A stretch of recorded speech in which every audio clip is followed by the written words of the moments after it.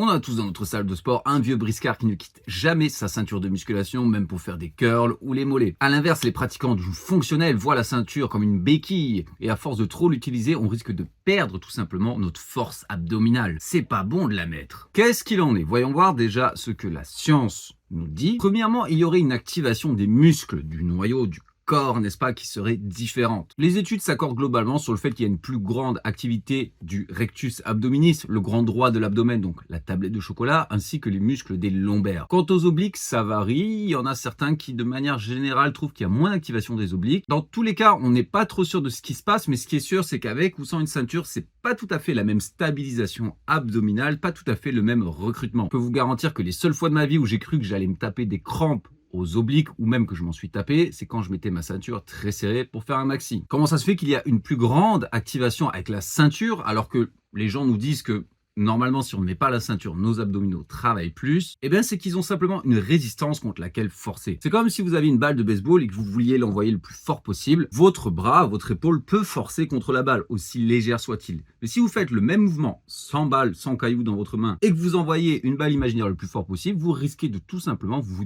défoncer l'épaule. Concernant la prise de muscle et la force pure, il n'y a pas de différence avec ou sans ceinture, hein, on progresse au même niveau. Concernant la force max, essayer de battre son maxi vraiment au-dessus de 90%, on sera plus fort avec la ceinture, car il y a une plus grande pression et stabilité intra-abdominale, donc pour tout ce qui va utiliser notre gainage, comme le squat, soulevé terre, etc., notre colonne est mieux supportée, plus solide. Mais on va de même pour la vitesse au squat, notamment le travail de vitesse, où sur les dernières répétitions, on est capable de remonter plus vite. Je ne sais pas si vous avez déjà essayé de faire du speed squat, donc du travail de vitesse au squat. Souvent, ce qui va se passer, les gens, quand ils essaient de monter le plus vite possible, c'est qu'ils vont absolument perdre leur gainage au profit de la vitesse. Le maillon faible au squat, c'est les abdos, c'est pas les cuisses, sinon on mettrait aussi lourd qu'à la leg press. Bref, alors en pratique, qu'est-ce que ça donne? D'abord, on va parler du training sans ceinture. Il y a un certain nombre de coachs, dont certains que j'estime, qui recommandent de temps en temps de faire des blocs sans ceinture, surtout en début de préparation. Tous les mouvements, quand on veut faire de la force, de l'haltérophilie, etc., sans ceinture. Et moi-même, j'ai pu le faire, par exemple, quand j'ai fait de l'haltérophilie 4 fois par semaine. Ah bah c'est sûr que mes abdos,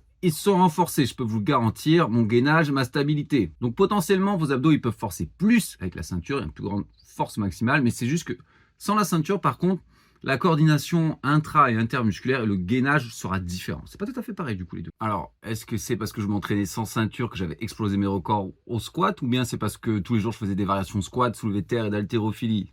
Voilà, ne nous emballons pas, mais au moins ça montre que c'est très possible de beaucoup progresser, voire même énormément pour moi, même sans la ceinture. Il y a des recommandations, que ce soit dans la littérature scientifique ou dans l'expérience, de ne pas abuser des ceintures. En fait, la mettre tout le temps, ça va apprendre à votre cerveau à forcer que de cette manière-là. Donc peut-être si des fois vous ne la mettez pas, votre corps sera un peu plus vulnérable. Il ne faut pas que ça devienne une béquille, il ne faut pas que ça devienne une habitude, il faut que ce soit un outil. Des fois, je vois des gens mettre la ceinture pour faire un rowing à 50 kg, pour faire des curls, pour faire absolument tout et n'importe quoi. Là, c'est même de la dépendance à la ceinture et c'est pas bon. Est-ce que vous avez vraiment besoin de mettre une ceinture pour faire des fentes marchées avec une haltère de 20 dans chaque main? Non, je ne pense pas. À l'inverse, mettre la ceinture vous permettra de mettre plus lourd et ça peut être intéressant, même si la recherche n'a pas montré forcément de différence. Il faut toujours relativiser et mettre en contexte. Si votre facteur limitant d'un exercice, c'est vos abdominaux. Imaginons, je dis au pif, du soulevé de terre roumain, vous avez les ischios très forts, mais vos lombaires, vos abdos, c'est de la guimauve, et que à chaque fois, vos abdos vont craquer largement avant vos ischios. Comment vous voulez pouvoir procurer un stimulus d'hypertrophie suffisant à vos ischios pour progresser? Donc je pense personnellement que si votre but c'est l'hypertrophie, il faut que le facteur limitant soit le muscle visé. Donc si la ceinture vous permet de mieux vous concentrer par exemple sur vos jambes, comme pour moi ça pourrait être le cas au squat,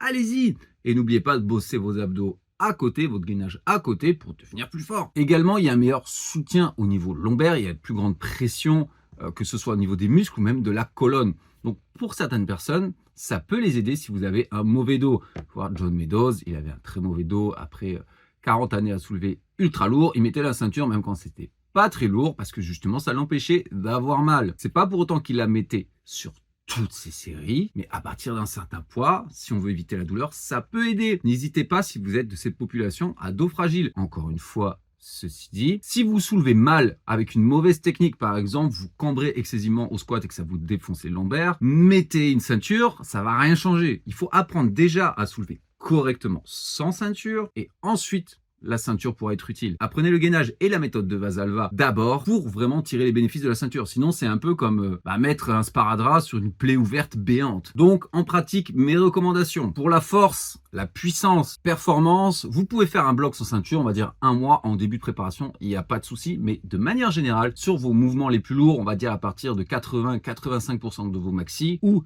quand vous faites du travail de vitesse, mettez la ceinture. Pour l'hypertrophie, pour la prise de muscle, mettez la ceinture quand le facteur limitant de l'exercice, c'est vos abdominaux, mais que vous ne voulez pas que ce soit vos abdominaux. Pour vous permettre d'aller chercher plus loin, plus d'efforts, de stimulus sur le muscle visé. Et pour la santé, n'hésitez pas à mettre la ceinture, mais ne la mettez pas tout le temps, parce que sinon vous pouvez être sûr que cette stabilité, ce gainage, si vous ne le travaillez jamais, il sera perdu pour de bon après quelques années. Pas pour de bon, je suis dramatique, mais vous avez compris. Et enfin, pour le renforcement des abdos, on s'en fout, en soi, vous pouvez la mettre ou ne pas la mettre. Si vous voulez des abdos plus forts, il faut faire des exercices spécifiques aux abdominaux. Et là où j'ai jamais eu les abdos aussi forts de toute ma vie, c'est quand je les tabassais, chaque séance ou presque, que ce soit le devant ou les extensions lombaires et 1 million d'exercices de ce genre. Quand j'ai testé mes maxi, après, j'avais l'impression d'avoir 2 barres de fer dans le dos et que j'étais rigide au possible. Faites des exercices avec la ceinture, faites des exercices sans la ceinture, combinez les deux pour des résultats optimaux. Par exemple, si vous voulez vraiment les renforcer, faites 1 fois par semaine du Farmer's Walk